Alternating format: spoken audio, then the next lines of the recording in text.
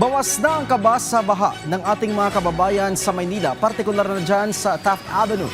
Ito ay dahil tapos na ang mas pinalaki at bagong drainage system sa naturang lugar. At ayon sa DPWH, hindi pa tapos dyan ang kanilang hakbang kontra baha sa Maynila. Si J.M. Thompson sa sentro ng balita.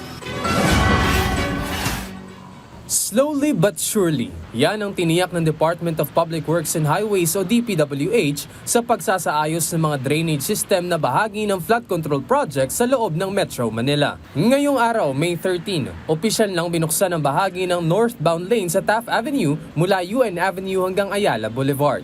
Isa ang Santa Isabel College of Manila sa mga apektado tuwing bumabaha sa lugar. Ayon kay Sister Geraldine Denoga, opisyal ng paaralan, matagal na nilang nararanasan ang pagbaha, lalo na tuwing umuulan. Sa kanyang paglalarawan, talagang pumapasok siya sa loob namin. Itong building na to, itong nasa harap, meron siyang badminton court. So yung badminton court yon para naging swimming pool. dahil sa maliit at lumang drainage pipe sa lugar, mabilis na bumabaha tuwing umuulan. Kasi ang nangyayari dito, hindi lang mataas yung baha, ang tagal bago humupa ng baha. Kasi nga, yung mga drainage dito, parang World War II pa ata, post-World War II pa. Napakaliliit, napakaluma, at saka baradong-barado na. Sa pagtitiyak ng DPWH at ng bagong district engineer na magiging maayos ang proyekto, mula 0.61 meter in diameter ng mga drainage pipes, ginawa itong 1.5 meter in diameter. Kasi marami talagang naaabala, at saka hindi lang naaabala yung mga leptospirosis, di ba? Sana nga, effective itong ginawa nilang project dito. Malaking tulong din ang pagsasaayos ng drainage sa mga estudyante na araw-araw dumadaan sa lugar kagaya na lang ni Divine.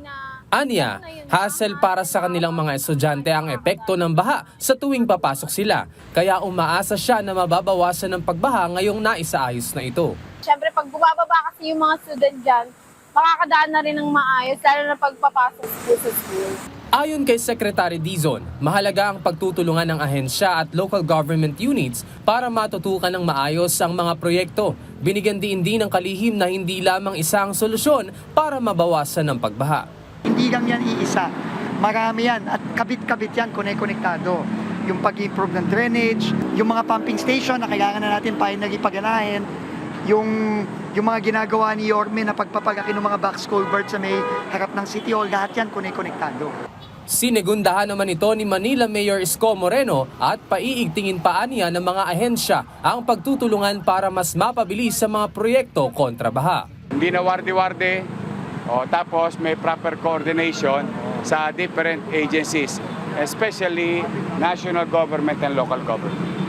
Samantala, nakatakda namang buksan ngayong darating na Biyernes ang bahagi ng Bonifacio Drive sa may gilid ng Manila Hotel kung saan mayroon ding ginagawang drainage system. Hindi rin papetiks-petiks ang koordinasyon ng lokal na pamahalaan ng Maynila at ng DPWH upang masiguro na tuloy-tuloy ang mga proyekto. J.M. Thompson para sa Pambansang TV sa Bagong Pilipinas.